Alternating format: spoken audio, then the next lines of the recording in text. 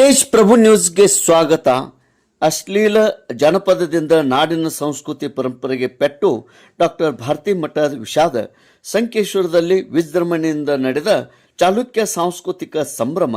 ಸಂಕೇಶ್ವರ ಪಟ್ಟಣದಲ್ಲಿ ಇತ್ತೀಚಿನ ದಿನಗಳಲ್ಲಿ ನವಯುಗದ ಕಲಾವಿದರು ಅಶ್ಲೀಲ ಜಾನಪದ ಹಾಡುಗಳನ್ನು ಹಾಗೂ ಸಂಭಾಷಣೆಗಳನ್ನು ಆಡುತ್ತಿರುವುದರಿಂದ ಕನ್ನಡ ನಾಡಿನ ಸಾಂಸ್ಕೃತಿಕ ಪರಂಪರೆ ದೊಡ್ಡ ಪೆಟ್ಟು ಬೀಳುತ್ತಿದೆ ಎಂದು ಸಾಹಿತಿ ಡಾಕ್ಟರ್ ಭಾರತಿ ಮಠದ ವಿಷಾದ ವ್ಯಕ್ತಪಡಿಸಿದರು.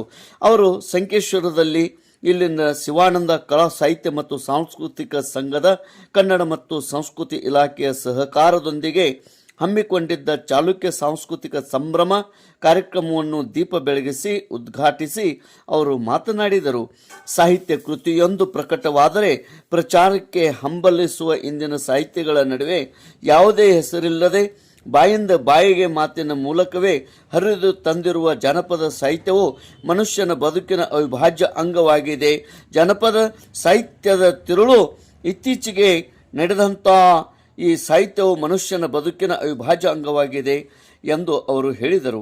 ಕನ್ನಡ ಪ್ರಾಧ್ಯಾಪಕ ದೇವಣ್ಣ ಸೊಗಲರ್ ಅವರು ಮಾತನಾಡಿ, ಕನ್ನಡ ನಾಡಿನ ಕಲೆ, ಸಾಹಿತ್ಯ ಹಾಗೂ ಸಾಂಸ್ಕೃತಿಕ ಪರಂಪರೆಗಳನ್ನು ಇಂದಿನ ಕಾಲದ ವಿದ್ಯಾರ್ಥಿಗಳಿಗೆ ತಿಳಿಸುವ ಕೆಲಸವನ್ನು ಶಿಕ್ಷಕರು ಹಾಗೂ ಪಾಲಕರು ಮಾಡಬೇಕಾಗಿದೆ ಎಂದರು. ಬಸವರಾಜ್ ಕಟ್ಟಿಮನಿ ಪ್ರತಿಷ್ಠಾನದ ಸದಸ್ಯೆ ಹಮೀದಾ ಬೇಗಂ ದೇಸಾಯಿ ಅವರು ಮಾತನಾಡಿ, ಕಳೆದ 12 ವರ್ಷಗಳಿಂದ ಗಡಿ ಭಾಗದಲ್ಲಿ ಶಿವಾನಂದ ಕಲಾ ಸಾಹಿತ್ಯ ಮತ್ತು ಸಾಂಸ್ಕೃತಿಕ ಸಂಘವು ನಿರಂತರವಾಗಿ ಕಲೆ, ಸಾಹಿತ್ಯ ಹಾಗೂ ಸಾಂಸ್ಕೃತಿಕ ಚಟುವಟಿಕೆಗಳನ್ನು ಮಾಡುತ್ತಲೇ ಬಂದಿದೆ ಎಂದರು. ಕೊಲೆ ಆಯಿತು, ಅಲ್ಲಿ ಅನೈತಿಕ ಸಂಬಂಧದ ಕೊಲೆ ಆಯಿತು, ಮತ್ತೊಂದು ಕೊಲೆ ಆಯಿತು ಅನ್ನುವಂಥದ್ದನ್ನು ಬರೀ ಇದ್ರೆ ಜೀವಹಾನಿಯ ಬಗ್ಗೆನೇ ಯೋಚನೆ ಮಾಡುವಂತ ಈ ಸಮಾಜದೊಳಗಡೆ ನಮಗೆ ಪ್ರೀತಿಯ ಅಗತ್ಯ ತುಂಬಾ ಇದೆ ಅನ್ನುವಂಥದ್ದನ್ನ ಅವ್ರು ಹೇಳ್ತಾರೆ. ಜೇಸಸ್ ಹೇಳುವಂತ ಮಾತದು. ಅದಕ್ಕೆ ಒಂದು ಉದಾಹರಣೆ ಕೊಡ್ತೀನಿ ನಿಮ್ಗೆ. ನಮ್ಮಲ್ಲಿ ನಮ್ಮ ಬಹಳ ಹಿಂದೆ ನಮ್ಮ ಅಜ್ಜ ಅವ್ರು ಹೇಳಿದ ಒಂದು ಕತೆ ಇತ್ತು. ಏನಂದ್ರೆ, ಸ್ವರ್ಗ ಮತ್ತು ನರಕ ಅನ್ನೋದು 2 ಕಲ್ಪನೆಯನ್ನು ಕೊಟ್ಟರು ನಂಗೆ ಅವರು. ಏನು, ಒಂದಿನ ಒಬ್ಬ ಏನಾಗ್ಬಿಟ್ಟ ಅಂದ್ರೆ ಸತ್ತೋಗ್ಬಿಟ್ಟ. ಸತ್ತೋಗ್ಮೇಲೆ ನಿಮಗೆಲ್ಲ ಗೊತ್ತಲ್ಲ, ಸ್ವರ್ಗಕ್ಕೆ ಹೋಗ್ಬೇಕು ಅಥವಾ ನರಕಕ್ಕೆ ಹೋಗ್ಬೇಕು ಅನ್ನೋದನ್ನ ನಿರ್ಧಾರ ಮಾಡೋರು ಯಾರು ಅಂದ್ರೆ ಒಬ್ಬ ಚಂದ್ರಗುಪ್ತ, ಇನ್ನೊಬ್ಬನು ಯಮ. ಅವರಿಬ್ರಿಗೂ ಡಿಸ್ಕಸ್ ಮಾಡಿ ಕೊನೆಗೆ ಹೇಳಿದ್ರು, ಇವನನ್ನು ಎಲ್ಲಿಗೆ ಕಳಿಸೋದು, ಸ್ವರ್ಗಕ್ಕೆ ಕಳಿಸೋದ ಅಥವಾ ನರಕಕ್ಕೆ ಕಳಿಸೋದ? ಅದಕ್ಕೆ ಇಬ್ರಿಗೂ ಡಿಸ್ಕಸ್ ಮಾಡಿದ್ರು. ಯಾಕಂದ್ರೆ ಅವನು ಈ ಭೂಮಿಯೊಳಗಡೆ 20-20 ಮ್ಯಾಚ್ ಆಡಿದ್ದ, ಅರ್ಧ 50-50 ಮ್ಯಾಚ್ ಆಡಿದ್ದ. ಅರ್ಧ ಒಳ್ಳೆ ಕೆಲಸ ಮಾಡಿದ್ದ, ಅರ್ಧ ಕೆಟ್ಟ ಕೆಲಸ ಮಾಡಿದ್ದ. ಅವನನ್ನ ಎಲ್ಲಿ ಕಳಿಸೋದು ಅಂತಂದಾಗ ಅವ್ರು ಹೇಳಿದ್ರು, ಈ ಆಯ್ಕೆಯನ್ನ ಅವನಿಗೆ ಬಿಟ್ಬಿಡ.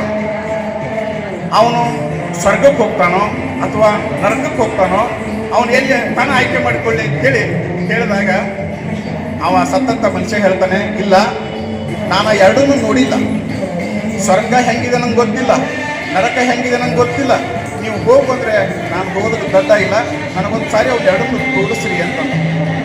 ಅದಕ್ಕೆ ಅವ್ರು ಏನು ಮಾಡಿದ್ರು, ಆಯಿತು ತೋರಿಸ್ತೀನಿ ಅಂತ ಚಿತ್ರಗುಪ್ತ ಅವರನ್ನ ಕರ್ಕೊಂಡು ಹೋಗ್ತಾನೆ.